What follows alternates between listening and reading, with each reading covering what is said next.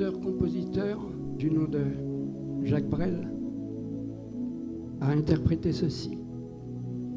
Quand on n'a que l'amour, d'autres encore ont chanté « Si je n'ai pas l'amour, je ne suis rien ». Et pour nous, en ce matin, la question va nous être posée. Qui sommes-nous? Aimez-vous les uns les autres comme je vous ai aimé, dit le Seigneur. De nos jours, nous le voyons bien, comme nous le fait remarquer l'épître de Paul à Timothée. Nous voyons que nous approchons de la fin des temps, puisqu'il nous est dit ceci, que les hommes seront rebelles, fanfarons, égoïstes, amis de l'argent, plus que de Dieu. La question qui t'est posée en ce matin, qu'en est-il pour toi?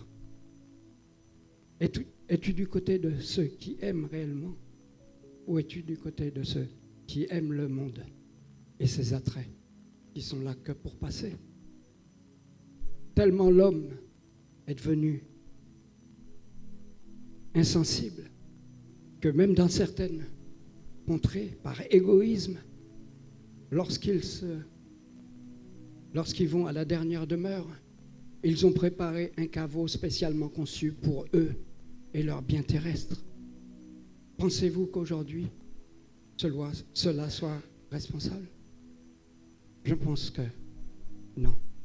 Et pour cela, nous allons lire un texte dans la parole de Dieu qui nous parle justement de cet amour. Mais avant cela, je t'invite, mon frère, ma sœur, à dire à ton voisin, à dire à ton frère, Jésus t'aime comme il a aimé le monde. Jésus est la seule vie, la seule vérité. N'aie pas honte de lui. Il est le même hier, aujourd'hui et éternellement. Ce texte se trouve dans le livre de Romains, au chapitre 13, du verset 8 au verset 10.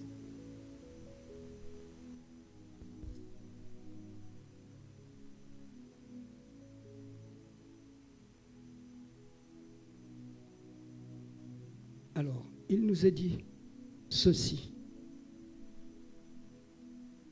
Ne devez rien à personne, si ce n'est de vous aimer les uns les autres. Car celui qui aime les autres accomplit la loi. En effet, les commandements, tu ne commettras point d'adultère, tu ne tueras point, tu ne déroberas point, tu ne convoiteras point. Et ce qu'il peut encore y avoir se résume dans cette parole. Tu aimeras ton prochain comme toi-même. L'amour ne fait point de mal au prochain. L'amour est donc l'accomplissement de la loi. Aime ton prochain comme toi-même. Voici la question qui, en ce matin, nous est posée. Et le Seigneur a posé cette question à un de ses disciples par 3 fois avant la crucifixion. Pierre, m'aimes-tu? Et nous savons la suite.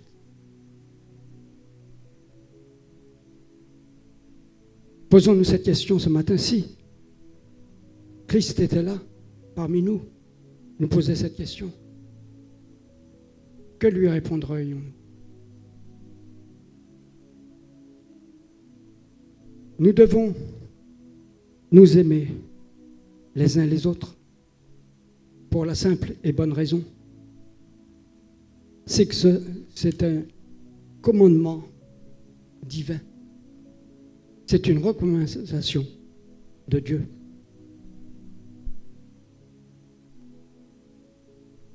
C'est un commandement, comme il nous est dit au verset 10. Aime ton prochain comme toi-même. Donc, nous devons nous aimer d'un amour réciproque. Ne pas nous envier les uns les autres, mais au contraire, nous aider mutuellement. Aller l'un vers l'autre. Prier les uns pour les autres. Nous entraider dans les moindres difficultés. Et le plus bel exemple nous est donné dans le mariage. Lorsque nous passons par le mariage, il y a un moment où nous prenons cet engagement. Oui, je te promets de t'aimer, de te chérir, et ainsi de suite.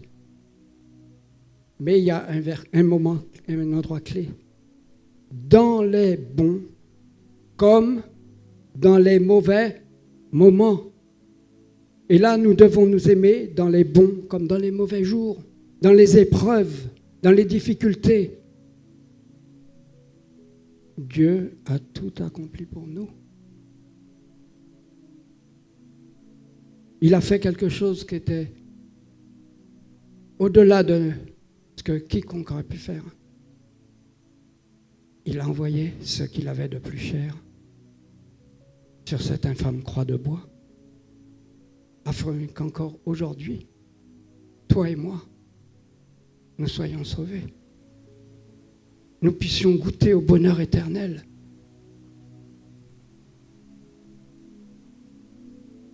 Aujourd'hui, même si nous voyons que la terre est bouleversée, nous avons un privilège.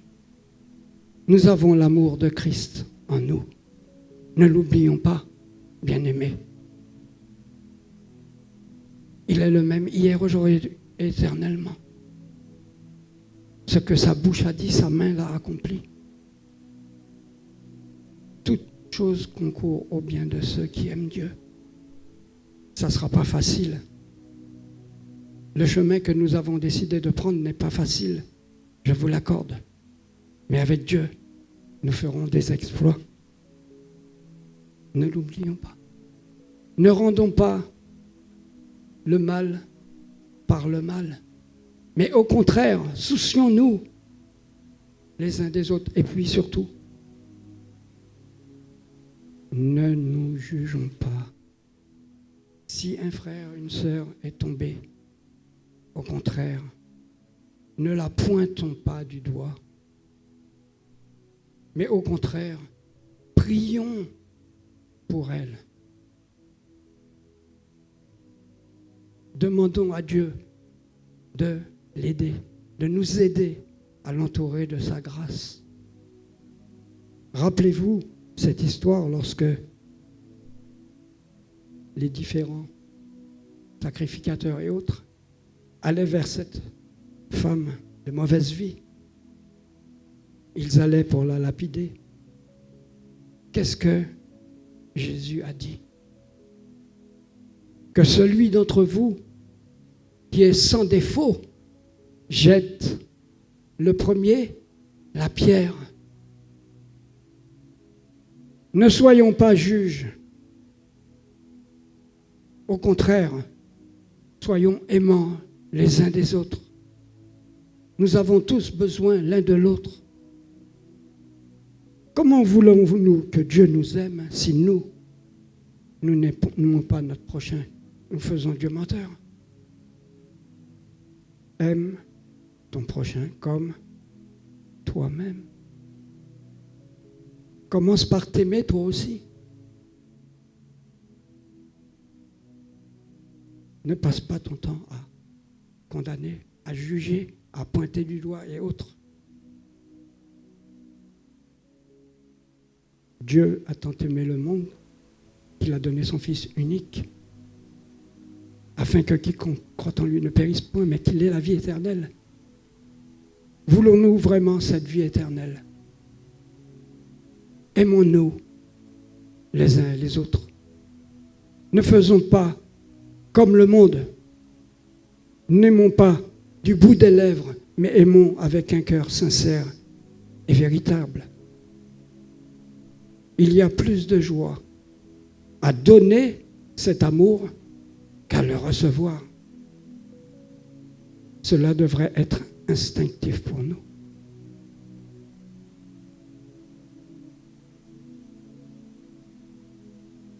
Dieu est le Dieu de toute consolation. Il ne change pas.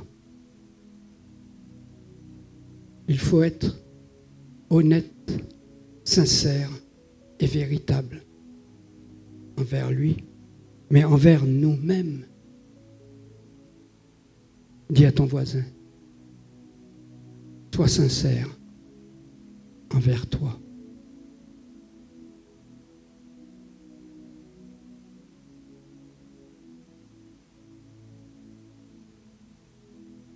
Manifeste-lui cet amour. Dieu ne change pas, hein? C'est l'homme qui change. Dieu nous a aimés d'un amour véritable. Encore aujourd'hui, il nous aime. Il nous a dit que le ciel et la terre vont passer, mais ces paroles ne passeront point. Cet amour ne va pas passer parce qu'il nous aime dès le commencement, dès la fondation de ce monde. Même quand il a envoyé le déluge pour nous détruire, Dieu s'est repenti.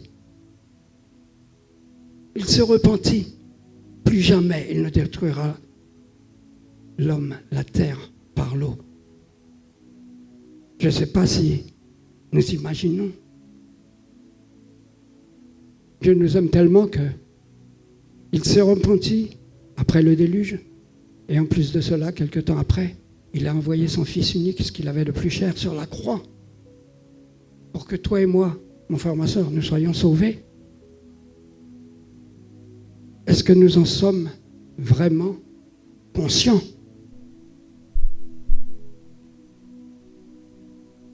Aimons-nous les uns les autres comme Dieu nous a aimés. Et au contraire, si nous voyons qu'un bien-aimé est plus faible que nous, allons à ses côtés pour le supporter, pour l'encourager. Allons vers ceux qui ont besoin de cet amour. Prouvons-le, notre amour. Ne négligeons pas cet amour et nous le voyons malheureusement de plus en plus au sein de nos assemblées. Les réunions de prière, les cultes, les études bibliques sont terminées. Chacun repart comme il est venu. C'est plus du tout comme ce fut le cas jadis, où nous restions, nous nous saluons. En semaine, n'en parlons pas. Reflétons réellement cet amour. Le monde du dehors nous regarde. Nous ne pouvons pas nous permettre de faire Dieu menteur, mais au contraire, soyons revêtus de cet amour sincère, juste et véritable. Il est le même hier, aujourd'hui et éternellement. Ce que sa bouche a dit, sa main l'a accompli. Et c'est une grâce qu'encore aujourd'hui, nous puissions être ici. Je ne sais pas si on imagine. Dieu nous a donné cet amour encore aujourd'hui, en ce jour, en cette heure. Beaucoup n'ont plus ce privilège. Beaucoup s'en sont allés, avec Dieu ou sans Dieu, mais beaucoup s'en sont allés. Et où sont-ils à présent? Pose-toi cette question. Quelqu'un a dit, lors d'une émission de télévision, que la terre, et il l'a reconnu, la terre ne nous appartient pas. Nous devrions profiter. Dieu nous a laissés libres. Laissons-le agir dans nos vies.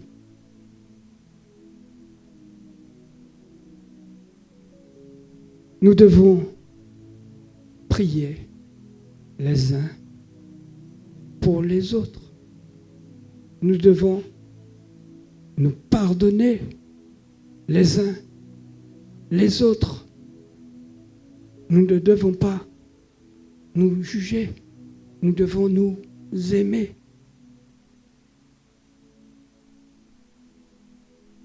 Dieu est véritable et son amour ne change pas. Il l'a manifesté pour toi, pour moi, à la croix. Il y a quelque temps de cela, je sortais de faire mes courses avec mon épouse et la pluie tombait. J'ai rencontré un frère qui était avec son sac à bas, bien sûr, et il était à pied. Il devait aller prendre son bus. Donc on s'est salué et il m'a demandé pour le déposer à son bus.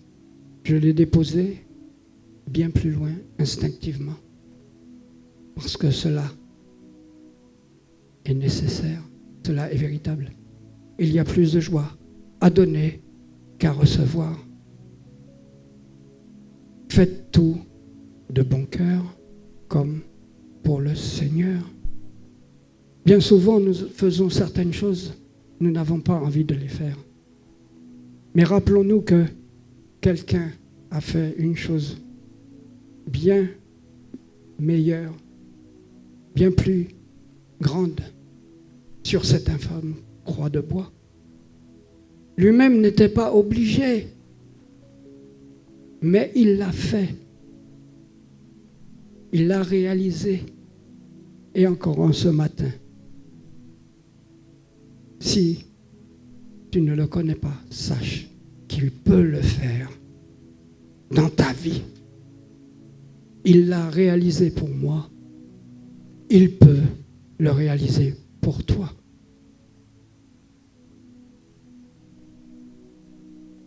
Dieu ne ment pas. Il est le même, hier, aujourd'hui et éternellement. Que Dieu nous bénisse.